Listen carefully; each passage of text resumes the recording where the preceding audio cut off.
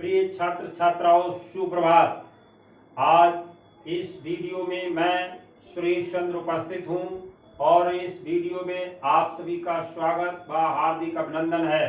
प्रिय छात्रों, आज इस वीडियो में हमारे जो कक्षा 8 में हिंदी बसंत भाग 3 में पाठ 9 कबीर की साखियां, ये कबीर की साखियां जो हमारी बहुत प्रेरणा स्रोत हैं, प्रेरणादायक हैं, शिक्षाप्रद हैं, उनका आज हम सब लोग इस वीडियो में अध्ययन करेंगे।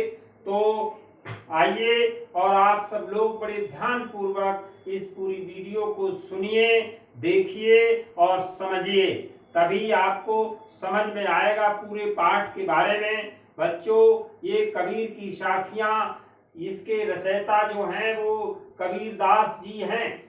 रचयिता यानी रचना करने वाले, इन साखियों की रचना करने वाले कौन हैं?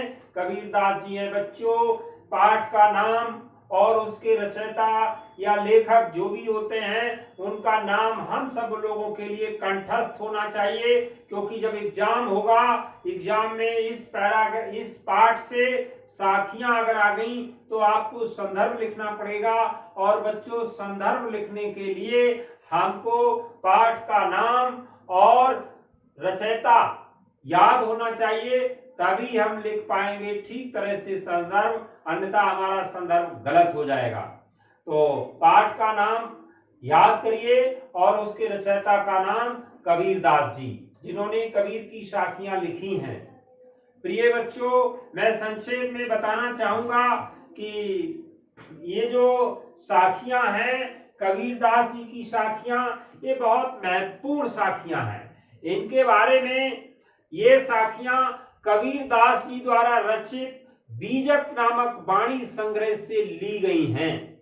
ये जो साखियां हैं वो कबीरदास जी द्वारा रचित बीजक नामक वाणी संग्रह से ली गई हैं। ये निर्गुण भक्ति शाखा के महान संत कवि हैं कबीरदास जी।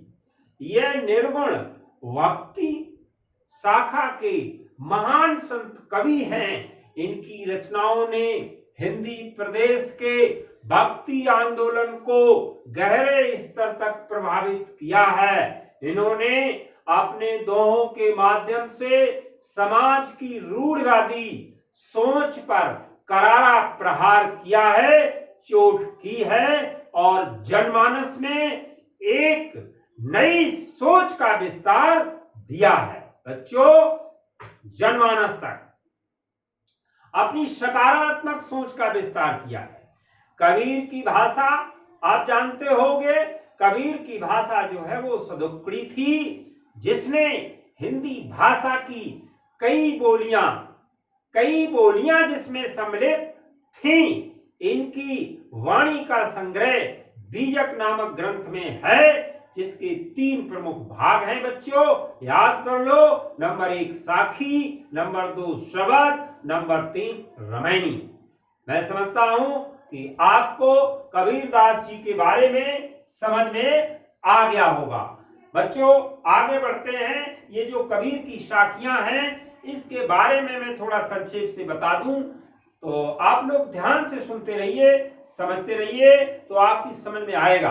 बच्चों, कबीर की साखियां जो हैं, ये जो कबीर की साखियां हैं, ये तत्कालीन समय में महत्व रखने के साथ साथ आज के परिप्रेक्ष्य में उतनी ही महत्ता रखती हैं, उतनी ही महानता रखती हैं। ये साखियां कबीर की दूरदर्शिता को भी बताती हैं।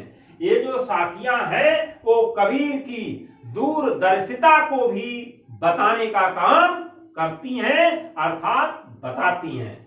बच्चों, इनके बारे में ये जो साखियां आपकी बुक में दी हैं, आपके पाठ में, तो मैं एक एक करके संक्षेप में बताऊंगा। बाद में मैं आपको इसकी व्याख्या भेजूंगा वर्कशीट में, उससे नोट कर लेना। थोड़ा संक्षेप में समझिए।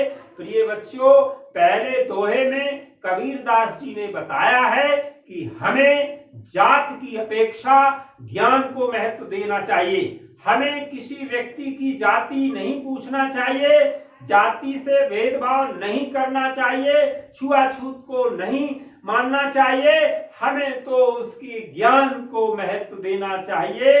ऐसा कुछ बताया है पहली साखी में, पहले दोहे में। बच्चों, दूसरे दोहे में बताया गया है, कबीरदास ने कहा है कि किसी के द्वारा अपशब्द कहने पर हमें चुप रहना चाहिए, शांत रहना चाहिए। हमसे कोई अपशब्द कह जाए तो हमें हमेशा चुप रहना चाहिए, क्योंकि बदले में कहे गए अपशब्द एक से बढ़कर अनेक हो जाते हैं। बच्चों, इसलिए हमें हमेशा शांत रहना चाहिए। अगले तीसरे दोहे में क्या बताया गया है कि माला फेरने को ईश्वर की सच्ची भक्ति नहीं कही जा सकती। माला फेरने को ईश्वर की सच्ची भक्ति नहीं कही जा सकती है, क्योंकि माला फेरने से भक्ति सच्ची नहीं हो सकती। बच्चों, ये कबीरदास की जो साखियां हैं, इसमें चौथी साखी में बताया गया है, क्या बताया गया है कि घास के तिनके को कभी भी तुच्छ नहीं समझना चाहिए, क्योंकि जब वो आंख में गिर जाता है तो बड़ी पीड़ा होती है, बड़ा कष्ट होता है, सब हेकड़ी निकल पड़ती है, सब अकड़ निकल पड़ती है। अर्थात हमें निम्न वर्ग के लोगों का अपमान नहीं करना चाहिए। ये बहुत सुंदर वर्णन है इस दोहे में।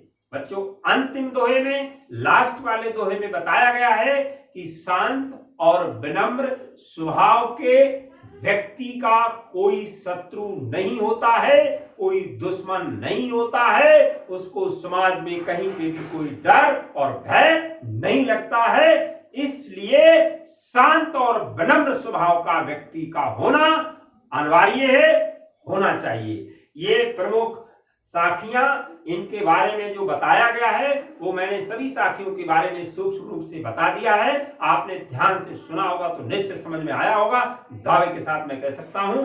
प्रिय बच्चों, इस पूरी पाठ में कबीर की साखियों में जो कठिन कठिन शब्द आए हैं उनके अर्थ मैंने नोट कर दिए हैं। ये आप नोट कर लीजिए और लर्न करिए, क्योंकि एग्जाम में, परीक्षा में ये कठिन शब्दार्थ भी पूछे जाते हैं।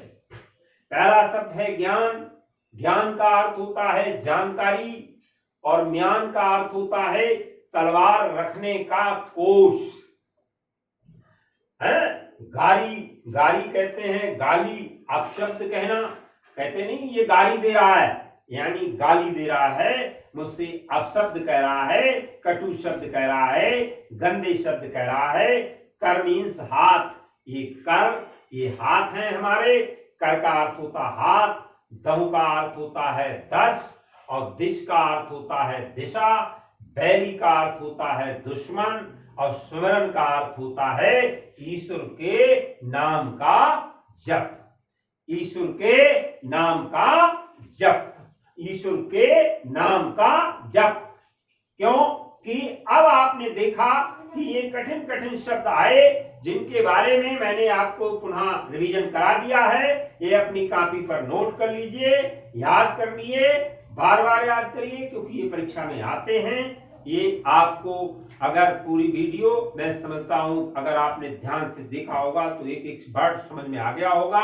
आप फिर मिलते हैं अगली वीडियो में नए चैप्टर के साथ, और ये वीडियो आपको पसंद आई हो, अच्छी लगी हो तो लाइक और सब्सक्राइब अवश्य करें, ताकि आपके पास जो मैं नई वीडियो बनाऊं, नई वीडियो तैयार करूं, वो आपके पास तुरंत पहुंचे। बहुत बहुत धन्यवाद। फिर मिलते हैं नई वीडियो के साथ।